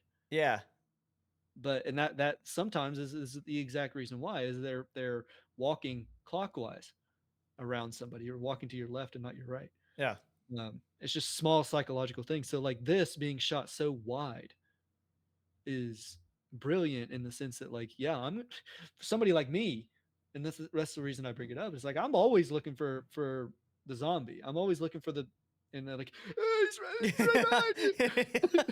It's like how do you not hear this like the twigs like breaking behind you? Like how do you not hear He's like sitting the back there. growling? He's sitting that, yeah, back there going like making the Yeah, like noise. how do Yeah, you not hear that? Like I know you're talking, but like I'd hear that. I'm even sitting here with my headphones and I'm like I'm listening there. Like I just heard my door shut behind me. Like I have a what do you call it? A breezeway, but like it's enclosed. And so when someone opens the outside door, it's just glass door. It vacuums and it pulls all the doors shut. And so they actually sound like somebody closed your door, your yeah. front door. Took a long time to get used to. I hate this place, by the way. I don't know if you could pick up on But that. anyway, like I hear that now I'm used to it, but maybe that's what it's like. Maybe they're used to like the I don't know, the gurgling. Like there's no way you get used to that. There, But anyway, that's have you me ever being seen 28 Days?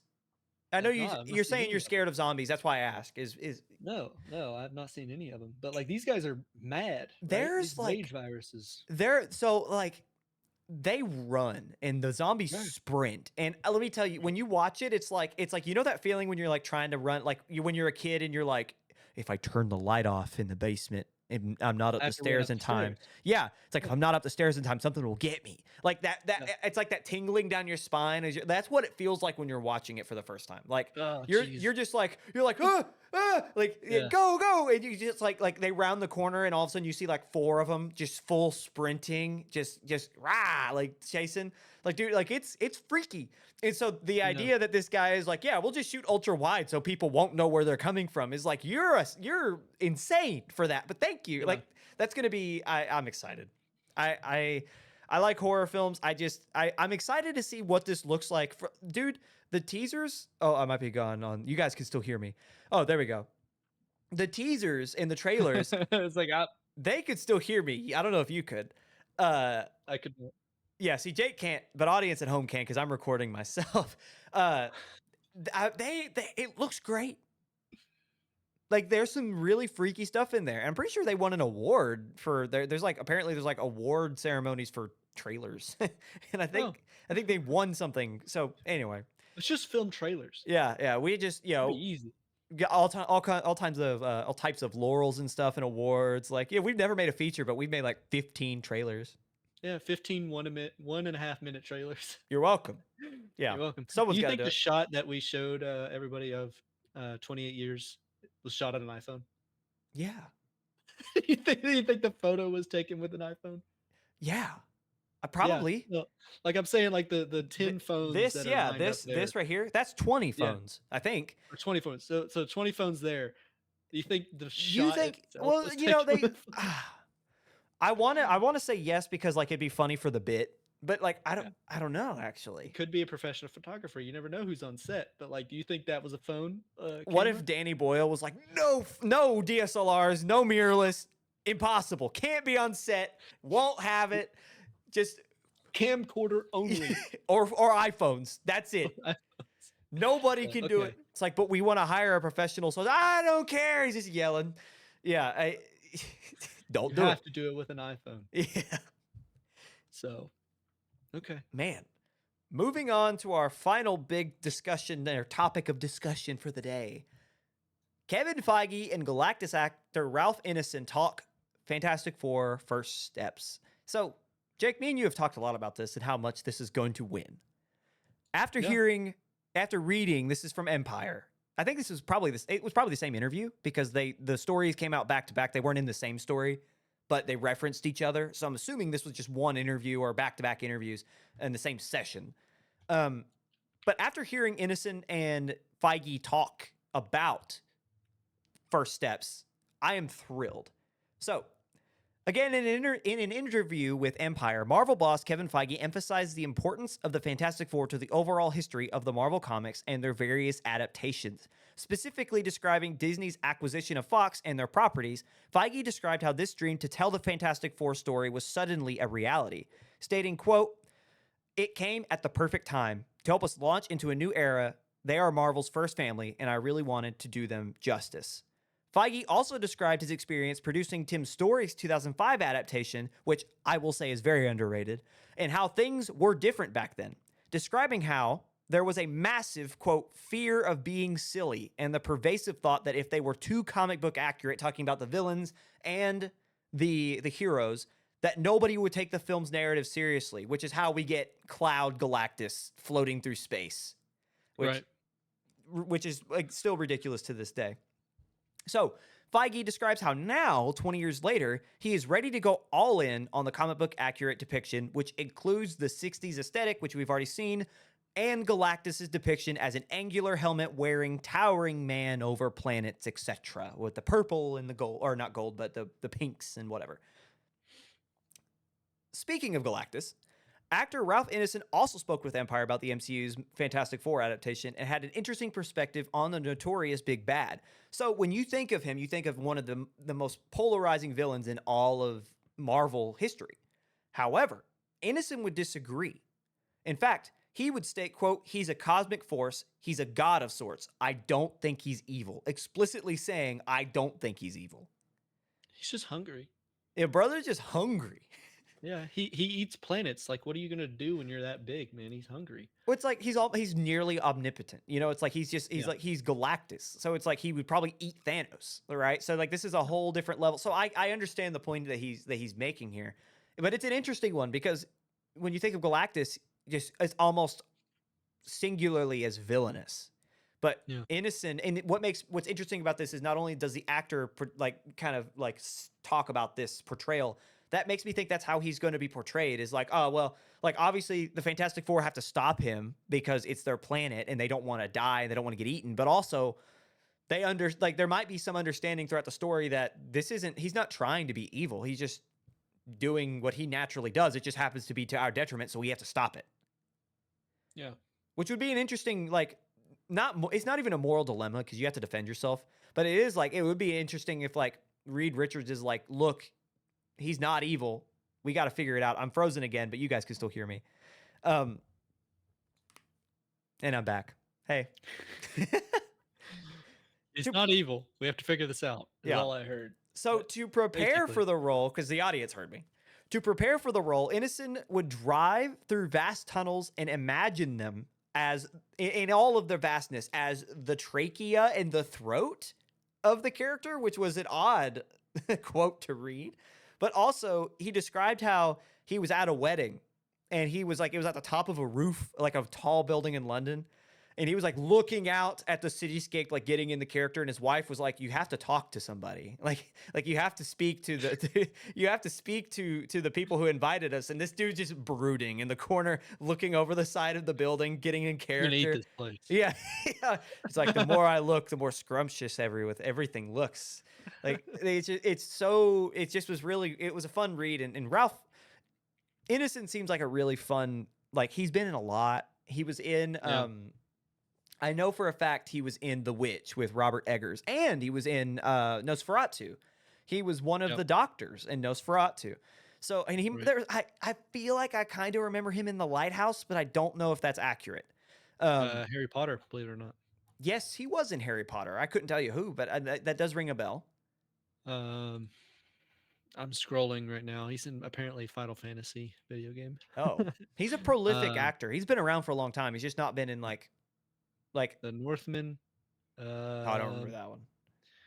Uh, it was I think that was the Snow White remake. Wasn't that Which The one? Northman? The North? Oh The no, the Northman. Northman was It was a was it fairy Hamlet? tale remake, wasn't it? Yeah, it Oh, was. was it? Was it Hamlet? Oh, he was in Chernobyl. Sorry, I'm going off on like No, no, it's okay. a tangent here, but like he's done a lot. Ready Player One. He was Rick in that one. Uh, I'm still going down a lot of stuff. Video games, TV series, movies, Guardians of the Galaxy. He was a Ravager pilot. Like he's just doing things to be Amicus Caro. AMYCUSCARROW.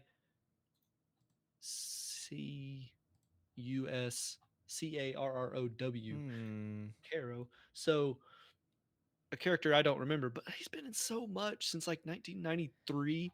He's just taken every role he can get his hands on, it seems. He's prolific, dude. He's been around. He's done that thing. And the thing is, too, is so going back to the He's in Northman, Frankenstein.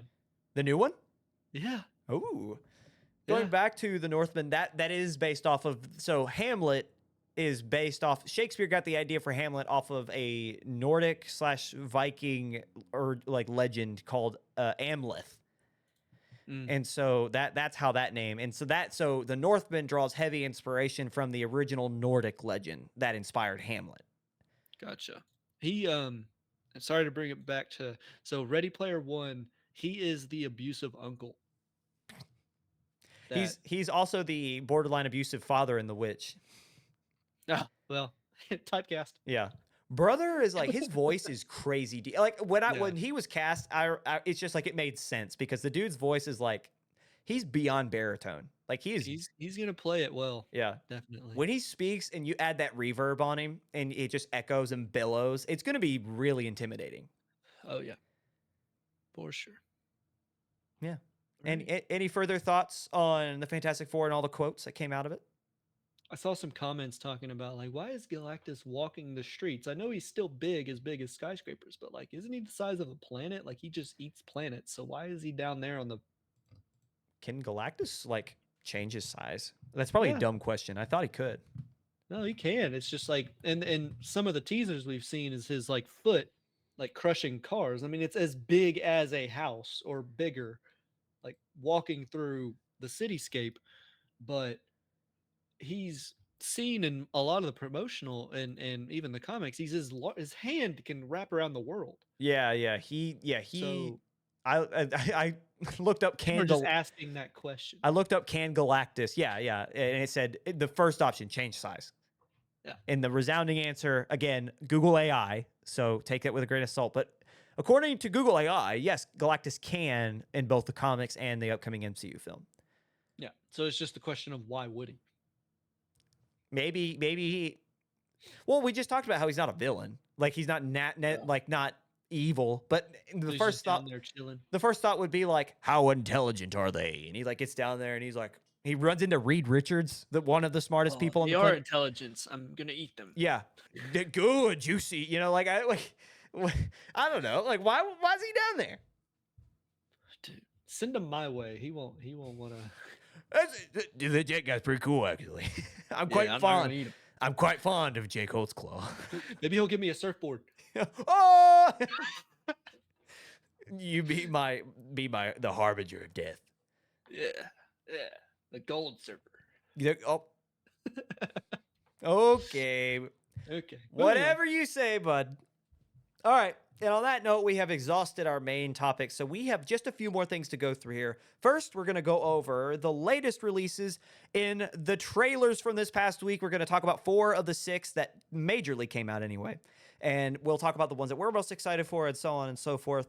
And then lastly, we'll talk about what you should know before you go. And we'll just kind of quick fire 4 stories that obviously they're important and we want you to know about, but we're not going to discuss them in depth. So like we did last week, we have 4 quick teasers to show you. 5 seconds, maybe a little more. Don't sue us. It's not more. Yeah. Sorry, audience, it's not more. And we're not sorry for executives who might be watching this. So we're going to show you clips from, let's see here. We have Good Fortune, which is the new Keanu Reeves and Seth Rogen film. We have Materialist with Dakota Johnson, Chris Evans, and Pedro Pascal. Frankenstein, which is being helmed by Guillermo del Toro and stars Oscar Isaacs and Jacob Elordi. And then we will round out our viewing pleasure with Wake Up Dead Man, a Knives Out mystery, which obviously has Daniel Craig and so on and so forth. So we'll show you quick clips from all 4 of those, and we'll come back and talk about the ones we're most excited about. So we're going to start with Good Fortune. Wait, you're telling me I have a budget guardian angel? Kinda. Why does anyone even get married? Because they're lonely.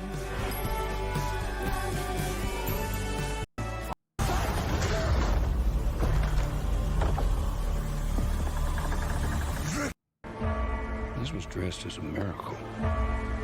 It's just a murder. So we just jumped through all 4 of those. You're welcome. Yeah. If you could tell, actually, you might not know which one's which. Keep it a mystery. I mean, it went in the order of, it was Good Fortune, Materialist, Frankenstein, and Knives Out. Yeah. So Keanu Reeves is Frankenstein. No, that's not Pedro true. Pascal That is not true. Okay. We'll go through them. No. So, what is your preferred trailer? So I actually, there was a couple of them I really liked. I'm most excited for Keanu Reeves because it's such a different role. Yeah, like it's just the one that got the most reaction out of me. Like watching, so Keanu Reeves plays an angel, and he's sent down to Earth. You heard him in the story. He talked about how he is a what does he say? Like we have a goodwill angel or whatever, like a second use angel or however it's phrased. And it's because the angel that Keanu, I think he's Gabriel. He's like, he was only designed, or he was only destined to protect as a guardian angel people who were like driving distractedly, right? Like he's like, hey, yeah, texting and driving or whatever. Like he's like tapping people on the shoulder, be like, "Hey, don't do that," and they're like, "Oh!" And he's an angel, so he can, he's like he's a being beyond our comprehension, so he can like be wherever. But he finally gets like a person in need who he is a full time guardian over. And it just seems it's a comedy, so it just seems really funny. Like it just seems like clueless Keanu acting like the angel that he is in real life, but as like a out of touch Gabriel the angel seems really funny to me. So I saw that, and there were some of the jokes in the trailer that really hit me good. I know I'm cheating and saying two of them, but the other one that like shockingly was like really interesting, the teaser for Materialist, which was Dakota Johnson, Chris Evans, Pedro Pascal. That one seems oddly. Goes into rom-coms. I'm not. It's not a comedy, from what I understand. Oh, is it not? Even if it so was, just a even if it romance was, I think drama? it's just romance. Even if it was, I'd be like, I feel like you can't have Chris Evans in there without a little joke. I don't know. But it just the whole point of the story is Dakota Johnson's she's like a matchmaker, and she in the trailer she talks about all the money that she's like that it costs. So it's like $800,000 for this penthouse apartment, or this $40,000 for this bouquet of flowers or whatever, like craziness. And she's dating this dude who's Pedro Pascal, who's like, or she's on a date anyway, and he's like very wealthy, and he's like taking her out on these dates, and she runs into Chris Evans, who is the waiter at the very expensive restaurant. So like you've already got this dynamic of like Pedro is like expensive. He's like very wealthy. Then you've got Chris Evans, who is obviously his character's not as wealthy, and it's like who you want. The history of Jake, Oops. oops. The history of like she has a history with Chris Evans, and she's like starting to date this guy, and it's like it seems super basic, I know, but it for some reason I was like, this looks interesting to me. So those are the two that I was like, those got, I guess, the biggest reactions out of me. I was like, I mean, I could go through the list here. I mean, Oscar Isaac, I mean, Frankenstein, I'm always here for Guillermo del Toro, and I'm excited to see what Rian Johnson does next with Knives Out. But go ahead. Ryan just wants to watch all of them. I do, but like those are the two I'm most excited about. But like I can't go on without saying that there wasn't really a bad option here. I think Frankenstein is probably my top, believe it or not. Even though, like, I don't know, I'm a sucker for a good that Frankenstein monster kind of story. I don't know. I think Oscar Isaacs, and I don't know, Jacob Elordi from like what'd you say it was with Sydney Sweeney and Euphoria. Euphoria. So I haven't seen that, but yeah, I'm saying like I'm most excited for that guy, and then hopefully Knives Out is better than number two. I mean, the first one wasn't, or the second one wasn't that bad. I mean, it was not great, but it wasn't. I think you were just comparing it to the first one too much. Yeah, and I really liked the first one. Yeah. I will say this about Frankenstein is that like I'm a sucker for just the original Mary Shelley, like just the original book. And in that book, like yes, he was murderous, but he wasn't like in the trailer we saw, and that was my fault. I apologize. I ran through them. And Frankenstein in the trailer we saw, or the clip we saw, he looks almost like a supervillain. Like he's going through and he's like breaking swords and stuff. And like that's like in the book, that's just not how he really was. And I know this isn't like this is apples to oranges, because this is not what that's meant to be, right? It's meant to be an adaptation. But it's like every time they come out with a new, or like Frankenstein's involved, I'm always excited to see if Frankenstein's monster will be more like the original, where he's super intelligent and he goes on his he murders. But I'm sure, I don't remember exactly how like visceral and how like depicted they were in the book. But it's like when he does it, the murdering and the action wasn't the point. The point of like he was trying to get the attention of essentially his father, of his maker. And he's like, why'd you do this to me? Why'd you bring me to life? And like then abandon me. And Frankenstein himself, if he was like a dropout. He was like a college dropout. Like he wasn't like, this is not like the story. And one of the people Frankenstein kills is like it's his brother or his fiance or somebody. Like I thought it was the fiance, and most of them it's the woman that he loves, Victor loves, because of something. So it's like I see, like I will always be here for Guillermo del Toro. I'm excited for what, like it's going to be a good film, regardless, right? But I saw that and I was a little let down, because that was like what they were banking on. That was like the big reveal of the teaser.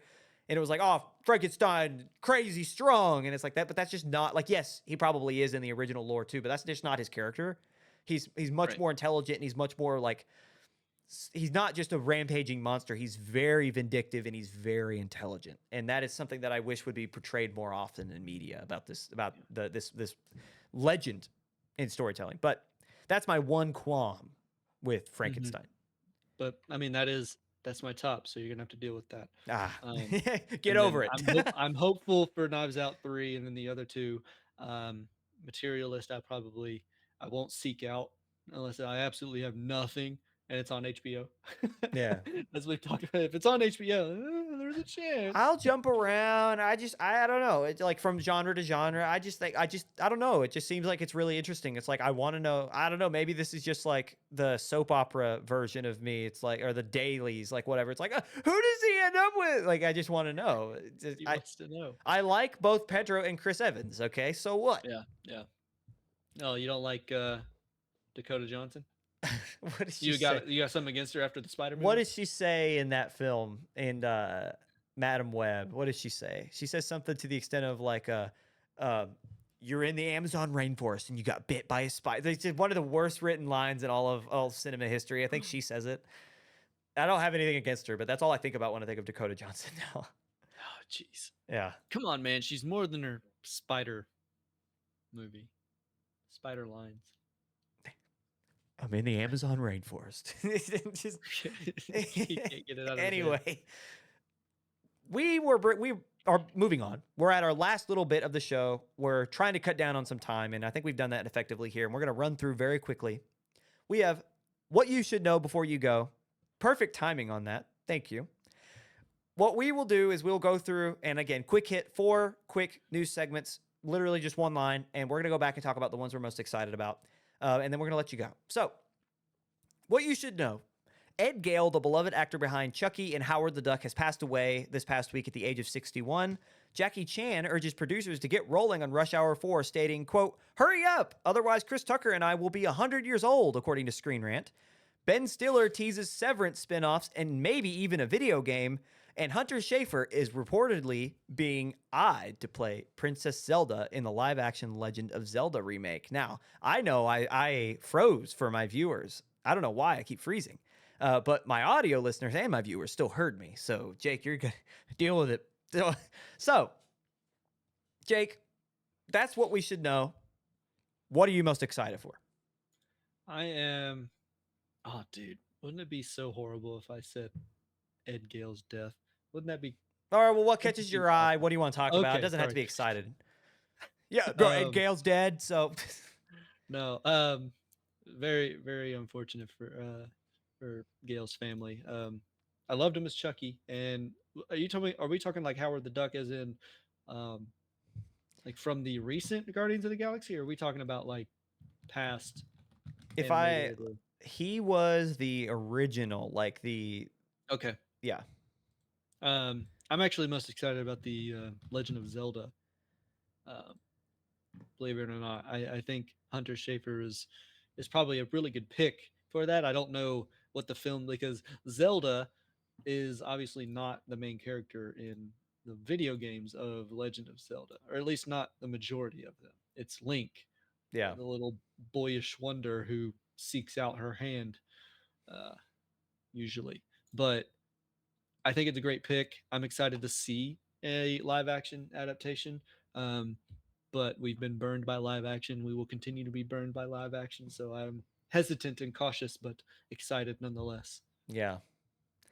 What about you? No, you're exactly right about Ed Gale. Like we like to make joke and be very lighthearted around here, but yeah, that is a legend in just in the industry and everything. And the thing is, we talked about before, is like Chucky not so much because everyone knows Chucky and they've heard the voice, but Howard the Duck is a very niche audience. Like, it's a cult classic, people love it. But he was beloved. Like, He was also in Spaceballs. Yeah. This is a guy who he's got, his roles are classic, and so if you know who he is, like, you love him. His acting, we sound like we know who he is. We don't. We don't know him personally, but yeah, After watching Spaceballs. yeah. I know. But it's tough, and so for the family especially. So want to pay as much respect as you can with that type of stuff. For the rest of it, I'm intrigued by what Ben Stiller teases by a Severance spinoff in a video game. He said for the video game that he feels like this is the perfect arena for that, or like this is like where you could easily do it. Is like Severance is a place that there can be a video game adaptation.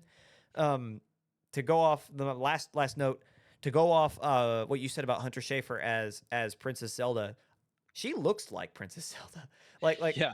Like she pulls it off just from her everyday look. So I would be on board with that. And I'm not like the biggest Nintendo fan, so I can't act like I'm like know everything there is to know about the Legend of Zelda. I do know that his name is Link and not Zelda, but like you had pointed out. But other than that, like, so all I know is what I know from the eyeball test, and she passes. So in terms of like she looks like Zelda. So Yeah. I would be excited. I'd be excited to see what that would look like on screen. But yeah. Anything else? I think that's it. We saved you about 15 to 20 minutes, ladies and gentlemen, and we will slowly get better as time goes on. So we're trying to save you some time. If you liked our show, sorry, there's so much stuff going on. We can't help I it. know. You know what that means? Split it It's into summer. two episodes. Maybe. Teasing Come it. in the wintertime when there's nothing happening. Teasing it. Anyway. We're just gonna be videoing ourselves just sitting here like Womp, womp, womp, womp. Yeah. Anyway, thank you guys so much for watching, listening, wherever you are. Leave a like, review, leave a comment, talk to us, let us know what you think. Let us know. please, we're lonely. Let us know what you want us to say or talk about. We'd love to start incorporating audience comments and start discussing topics that you guys want us to talk about. Emily, do you want to come out of the shadows and say goodbye to our lovely audience? Nope, she says no, so we're going to say goodbye for her. She did fantastic today, so everybody, round of applause for Emily. Nothing's on fire. We're still here. She Yeah. didn't boot us off the stage or. She could have. anything Well, like that. she did full frame me at the very beginning. So Well, you asked her to. She yeah, did I her did. job. I did. Yeah. In any note, thank you, Emily. You're fantastic, and we will see you guys next week. Goodbye.